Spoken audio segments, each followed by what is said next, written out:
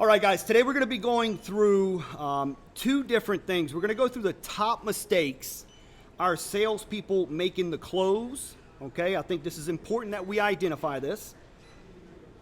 And we're also going to go through the industry-specific objections that we get when we sell memberships. But not just the objections. I want to also help you guys identify what types of prospects are going to give you what types of objections. I think it's important for our people to understand that too. Our job, okay, and I'm speaking to the GMs, as GMs, is to give our people vision, guys. I met with an AGM the other day, and I asked the AGM, I said, what's the vision of this business? What's the vision of this membership sales team? And she really didn't have an answer. So I think it's important that our people don't just come to work and sell memberships. I think it's important that they come to work and they first understand what we're doing as a business, what the vision is for the business, and they also understand how we're going to get there. So when I ask AGMs, what's the vision of this business, they should be able to tell me exactly what it is. And we all know what that is. That's getting the EFT back that we lost from the COVID pandemic. Now, do your people understand the time frame you want to do that as a business? I think that's important. Are we going to do this in 4 months, 5 months, 8 months? If we're running a business, we need to understand that. So our people need to know that also. And what's going to be the strategies and tactics to do that? How are we going to measure this along the way? They need to know all that information. So let's start with the top mistakes our salespeople make in the close. Can someone give me one mistake that our salespeople make in the close? Afraid to ask for the deal. Okay.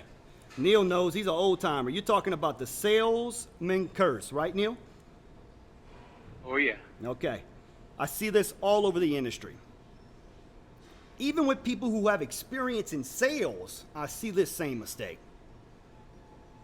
They literally take the person through every step of the process, and then they get to the end, and they don't know how to close a transaction, or they don't feel comfortable asking for the money. We got to teach them what to say. Hey, Mrs. Jones, you got your license on you? We got to teach them those closing statements. So when they do get an objection, they can circle that thing back around and close that transaction instead of going in circles and literally talking the prospect out of it. What's another reason or another top mistake that our people make in the close? They don't do VIPs. Okay. That's a big one.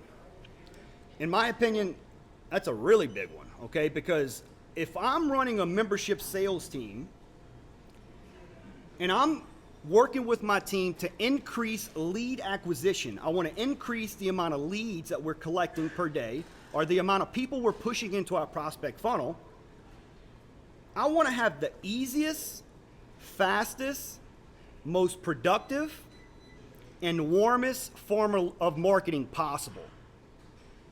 Guys, that's VIPs. It takes an extra, sometimes 30 seconds, a minute, the most 5 minutes. And I've seen guys master this as a GM. I was working in a market, I believe I was in Arkansas, and I had a manager who was getting a lot of VIPs, so I wanted to go see what he was doing. So I sat in the back of his club, and he met with a prospect, and when he was done, I walked over, and he had a cell phone on his desk. And he had contacts open. I said, dude, what you doing? He said, oh, that was Randy. He just signed up. He told me I could take all the contacts out of his phone and give him a free 2-week membership. This guy was averaging over 70 leads a day himself. He was getting so many leads, he couldn't even call them all. He had to give some leads to his people. That form of marketing, that form of lead acquisition is going to take the least amount of time, and it's going to produce very warm leads. So we got to learn to become a master at not just neglecting that step like it's not important. It's critical. What's another mistake that our people make in the close? Booking assessments. Okay, the assessment is a big one. We want to give the prospect full experience when they come into LA Fitness. Or even better, maybe they had a bad experience when they went for the assessment, which is a rejection word, in the past, when they joined maybe 5-10 years ago. Let's give them a better experience. Let's convince them that things have changed, because we have some very strong PT teams in this market. What's another reason? Still selling during the close. Okay. Guys, got to teach our people the difference between selling and closing. Christian, what's the difference between selling and closing? Selling is building value and closing is the prices. 100%. We got to teach our people that when they're selling, they're convincing, they're making a friend, they're building trust, they're showing people the facility, they're explaining how they're going to help them get results on a results-based tour. When it gets to closing, that's done. We shouldn't be selling in the close. We should know when a prospect's ready to buy. And then we move into the close. Now it's the price, this is the terms, and do you have your driver's license? Got to teach our people there's a difference between the two. What's another mistake our people make in the close? No third-party intros. Man, third-party introductions. Guys, when Shane said this has made the biggest impact in his club, he's telling you guys the truth. That third-party introduction is tied to so many spots in the sales process, from PT to memberships. It makes it so easy for a manager to get involved. It gives you the opportunity or the ability as a sales manager, if you're watching your people in a sale and they're in the close, you can tell if that thing's starting to go south. You can see it on the prospect's body, in their facial expressions. You can see that your person maybe is getting frustrated because they don't understand how to overcome objections. Guys, if you're seeing this as a GM, if you've had a third-party introduction, you don't have to wait to get called in. You can walk right over and get involved before your prospect, and this is another mistake they make, calls for the TO too late. I don't know about you guys, but as a sales manager, I don't want to get called in when the prospect is backpedaling 100 miles an hour. They have completely disregarded any chance of buying anything at this facility. I don't want to get called in at that point. I want to already know that prospect, have a relationship with them, build some rapport with them, so I can either be called in or I can go and get involved at a point in that interaction before they're backpedaling at 100 miles an hour. Much easier to close a transaction that way. What's another mistake our people make in the close? Drop in price. Man. Negotiating on price. Now, that was Dom, right? Yes, sir. Okay. What happens, okay, if we don't provide a top quality experience to the prospect and they get to the close? What's going to happen? Exactly what you're saying, right? Exactly, 100%. We're going to be selling low-end memberships, and then everyone is going to want a low-end memberships. Once you devalue the club, you're done. Let me tell you guys this from my past, okay? I was running a PT program one time, and the memberships team just wasn't producing enough memberships for me to be able to get in front of enough people to close enough PT to make the money that I wanted to make. So instead of waiting on them to get it done, I started working memberships myself. And I can tell you guys the difference between my approach, okay, and most memberships salespeople's approaches is when I called a prospect, I was calling them to sell them results. I was thinking about the PT deal. And because I took that approach and I sold results and not a membership, it wasn't a question if they were going to buy the membership or not. I knew they were buying the membership regardless. They might not get the PT when they come in, but I know 100% without a doubt, the conversation that I had with that person, I'm going to at least get the membership because the conversation was built around results. What's another mistake our people make in the close? Not knowing when to be quiet. Who was that? Wait. One person at a time. Okay, somebody speak up.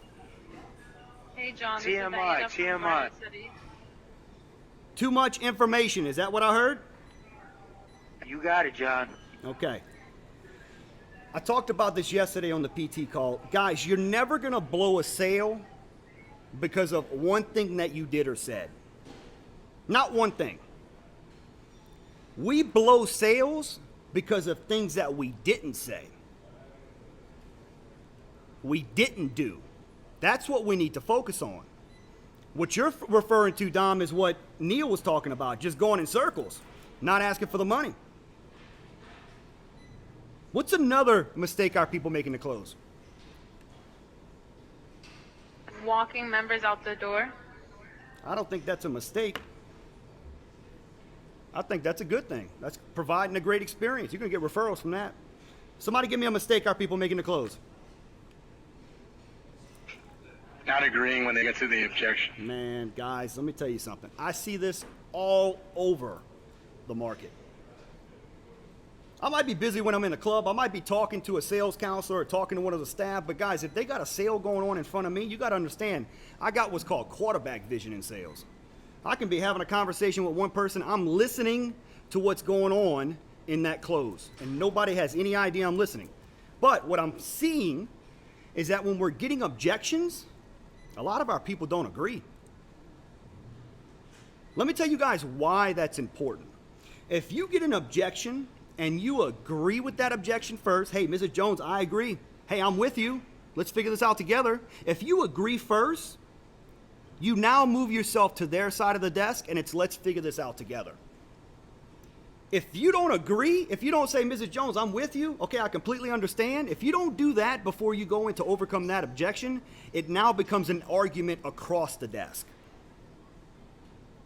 I don't have to say it, but you guys know what type of salesperson or what position you would want to be in as a salesperson in that situation. Somebody give me another mistake our people make in the close. Not enough report. Guys, what's the easiest way to observe if your people are building rapport or not when they're with the prospects? Doing the full detailed FA. Okay, the FA is important. That's going to be a system that we use to get that done, okay? But I'm talking about just watching from afar, okay? You're watching the interaction between the prospect. What would be some signs that they're probably not building a lot of rapport with that prospect? Body language and tonality. Okay, body language. What else? What else are we looking for, guys? Client not sitting down or just standing up while they're going over pricing. Oh, 100%. You get back to the desk, they won't even take a seat and let you show you the options, let you show them the options. Definitely did not make a friend. That person feels like a customer. Guys, the easiest way to see if they're building rapport, are they laughing? Okay, do our salespeople take a prospect through the entire process and it's always just monotoned? Nobody's laughing. This is serious. Guys, if you see that going on with your salespeople, you got to have a conversation. That's not the experience we want to get to these prospects, and it's definitely not going to build rapport. So we need to look for these things. Easy way to spot it, and it doesn't take a lot of your time and effort. Somebody give me another mistake our people make in the close. Not building trust. Okay, that goes back to rapport. Okay, but let me tell you guys this: if you have salespeople taking people on tours and they don't look sharp, they're not dressed accordingly, they don't look like professionals, that prospect immediately is going to go, I don't trust this guy, or I don't trust this woman. So they're going to have to build that trust up through that process. Guys, let's not make it more difficult. Let's control what we can. Make sure our people look like professionals so when they get that first impression at the front desk, they start off with a little bit more trust with that prospect. Let's help them see that. What's another mistake our people make in the close? Closing before they're ready to buy. Okay, that's a big one. Closing before they're ready to buy. Guys, when do we close a deal? After selling. And how do we know when it's time to close, Christian? After we built enough rapport that we know that that person trusts us. And how do we know that?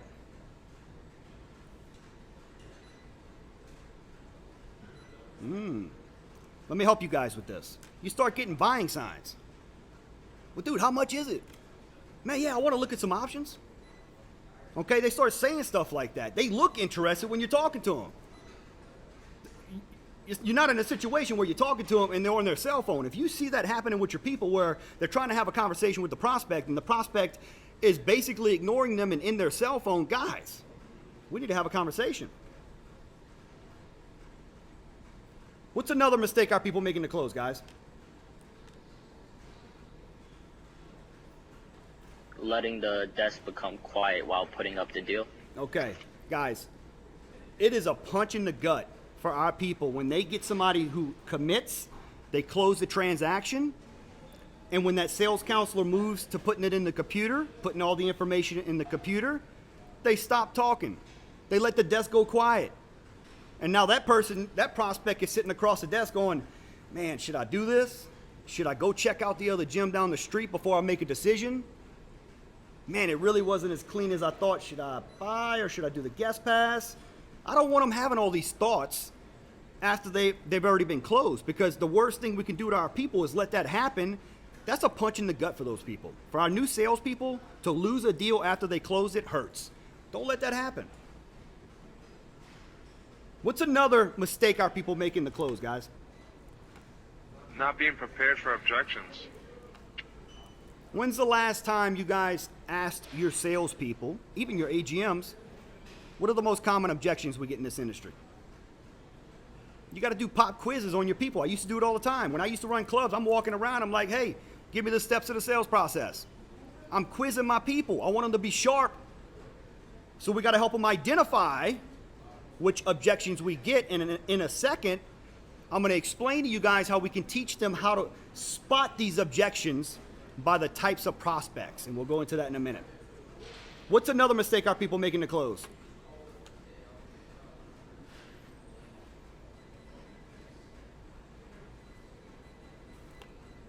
Not giving the prospect enough information.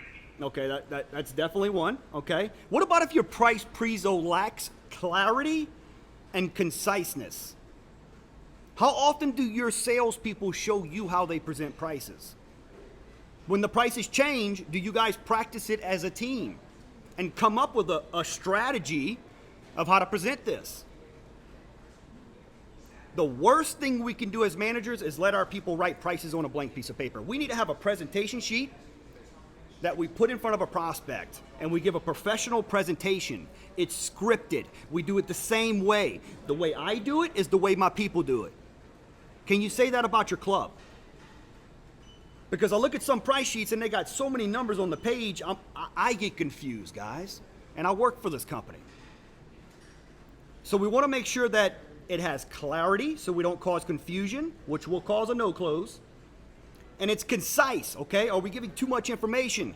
Again, we're done selling. It just needs to be about the price and the terms, guys. What's another mistake our people make in the close?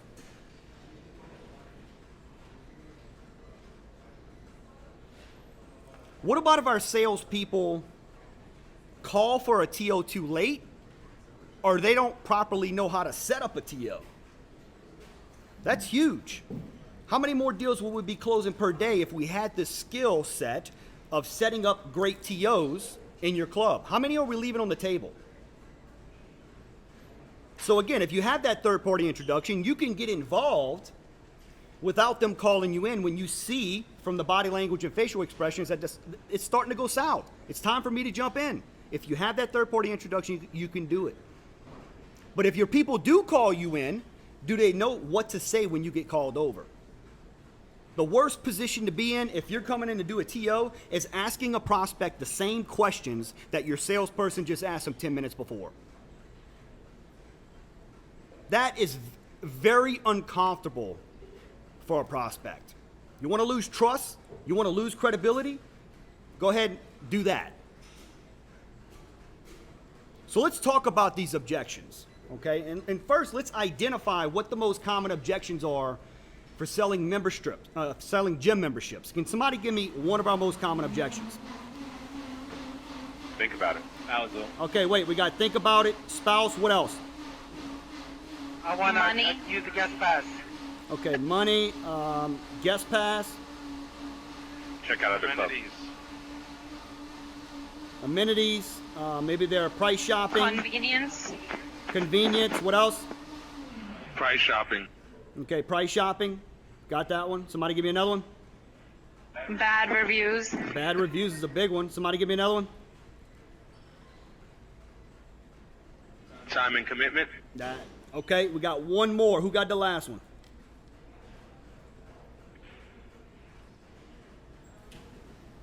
Money. Hours. Okay, what are the hours? So let's talk about what types of prospects we would anticipate, okay, getting these types of objections from. I think it's important. Like, what type of prospect is going to typically tell us they want to think about it?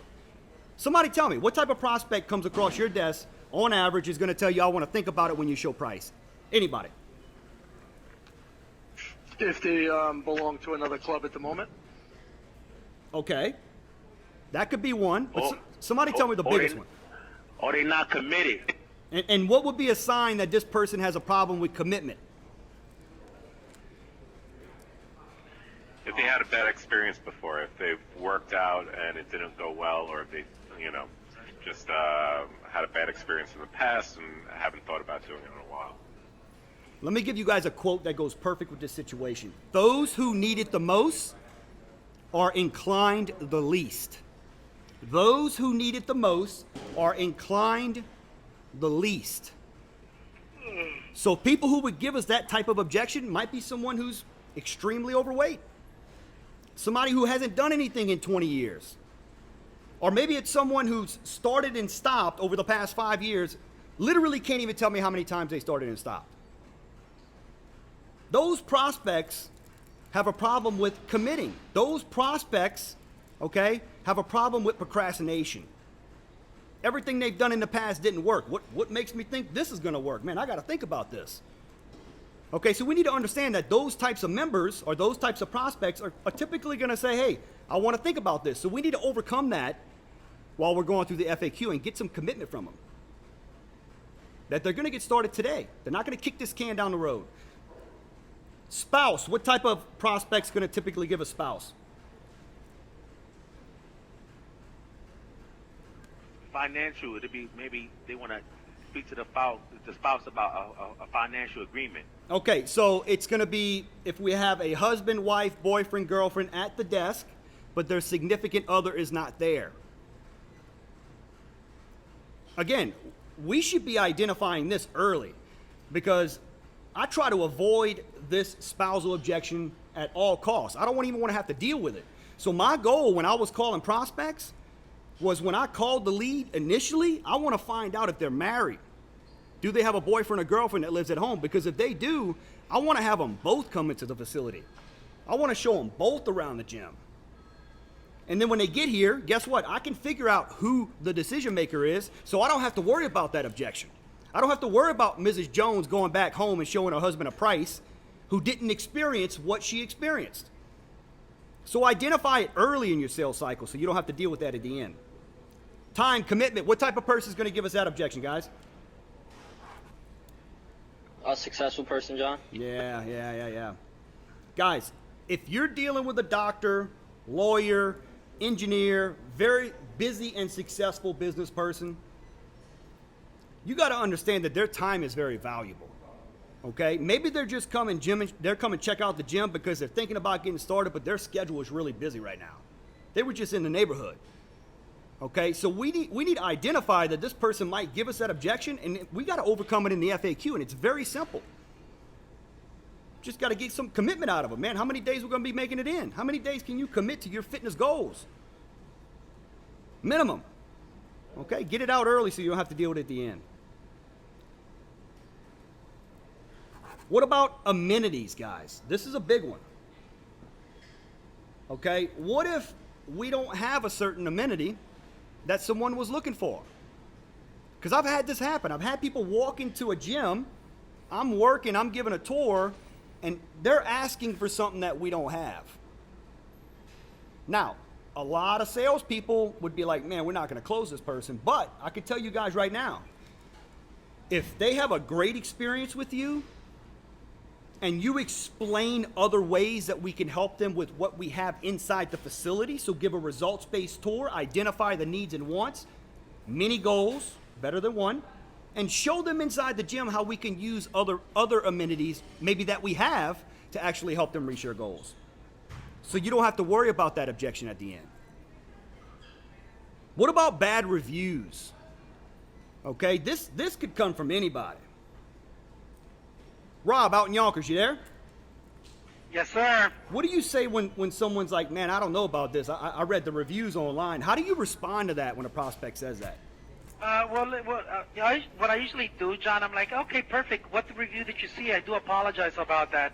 So I embrace it. I'm like, okay, what was the review? Like, I have Google on my phone. Open it up, and I'm like, what review are you talking about? Now, you can overcome that review easily by doing a full FA, doing a full tour of the club, because once they see it, and they're like, man, your weight room is clean. Online it says it's disgusting. I'm like, well, listen, sometimes you have people that are doing that work for other gyms that come here to try to sabotage the location, but I'm glad you saw the opposite, and now that you're becoming a member with us, if you don't mind giving us a positive review about our weight room. That's usually when you give a tour and you see that your club is prestige, people will bring up the reviews and be like, well, what do you think after taking a tour of the club? It really breaks down to the tour, John.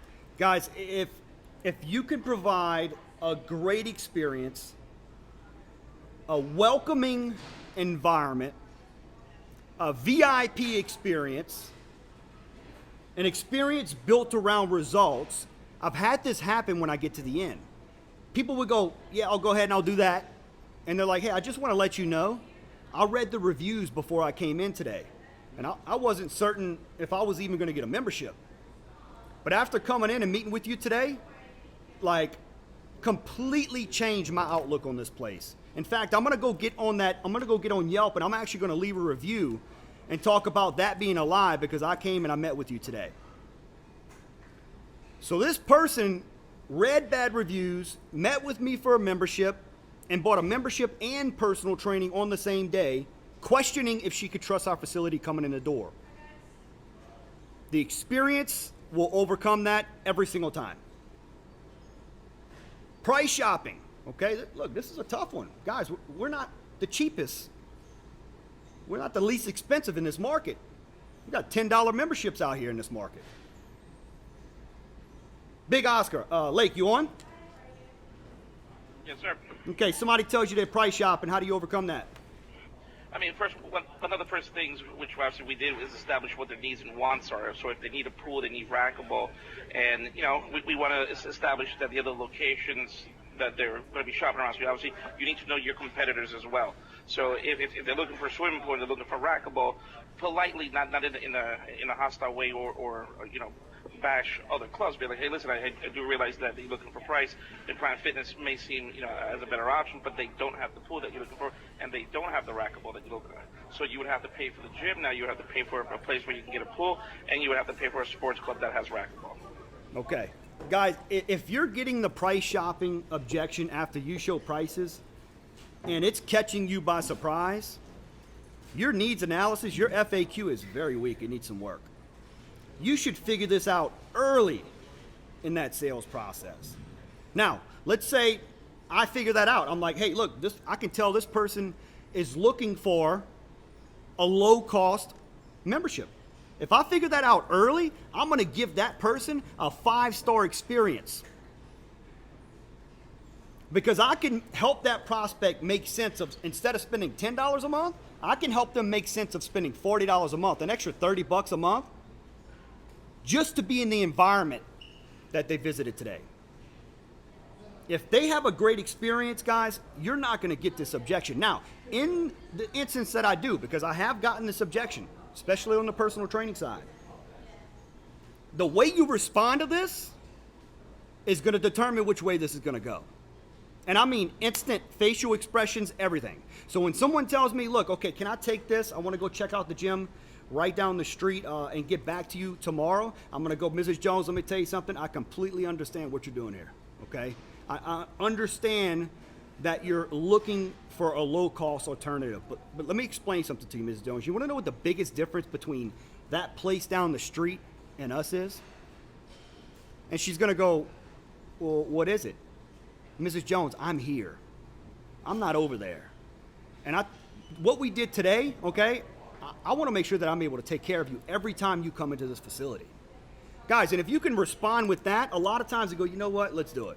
But again, if you're getting that objection, guys, and it's catching you by surprise, you should have caught it early, and you should have put in maybe some changes in your approach to add more value, create a better experience to make sure that when they get to the end, it's a no-brainer. I don't care if it's $10 down the street. I'm going to pay the extra $30 a month to come to this facility because these employees are running a great gym, and I want to be a part of it. Guest pass. Okay, we're going to go through two more, and I'm going to let you guys off the line. Guest pass. Let's go to Andre in Queens. How do we flip those guest passes, brother? Well, we have members that guest passes. Obviously, when they come in, they looking to use the gym for free, and it's about the price at that point. So you want to uncover these goals, you want to uncover these strengths and these weaknesses, and you want to let them know that there's a possibility that they do like the gym. They could get a discount on their membership when they join today, because the urgency is the most important. So what I do with a guest pass, they come in, I give them a full tour, hackle, hours, amenities, convenience, commitment. I make sure I uncover everything, the 5-point summary, and then as an incentive, I will let them know if you join today, there will be a promotion on your membership. Guys, I've seen 3 different types of managers when it comes to guest passes be successful at converting guest passes into memberships. The first type is they close almost every guest pass when they come in on day 1. That's okay, but sometimes that's going to take a little bit of pressure, okay? It might take away from the customer experience, but at the end of the day, we close the deal, and that's what we want. And then we have some GMs that I've worked with, they don't close hardly any guest passes on day 1, but their lead nurturing, when they get somebody on a guest pass, that conversion into a membership is very high because they understand how to nurture their leads. And then I see some GMs that do a mixture of both. I would want to be the GM that does a good mixture of both. Now, if we're going to nurture leads, we got to make sure that we have a guest pass sign-in sheet hooked on the wall somewhere near our desk. We want people who come in on guest passes to have to sign in by the GM's desk when they come in the gym, and just let them know when they buy the membership or when they get the guest pass. Look, you can get a guest pass. The only thing I'm going to ask is when you come in, you're going to come over to my desk, you're going to grab this clipboard, and you're just going to sign in every time you come in. It gives you an opportunity to talk to those prospects. And if you do that, you'll, instead of them staying a week, 2 weeks for the full guest pass, you'll sign them up in the first 1 or 2 days, maybe 3 days. So that clipboard for checking in guest passes is critical near your desk. Guys, and I saved, in my opinion, what's the smallest reason people don't buy? It's money. If you're constantly being nickeled and dimed, if you're constantly negotiating on price, if your EFT per membership is low, that tells me that all the other steps in your process are not being executed correctly. We're not building enough rapport. We're not building enough value. And I think that's key because, guys, when value exceeds price, price is no longer the issue. So when I called in memberships and I was working in PT, I built so much value, it wasn't a question about the membership. So if you or your people are getting these money objections, we're not building enough value. We're not giving that person an experience that they can make sense of spending $40 a month for these $1 million facilities. We shouldn't be getting that objection in this business.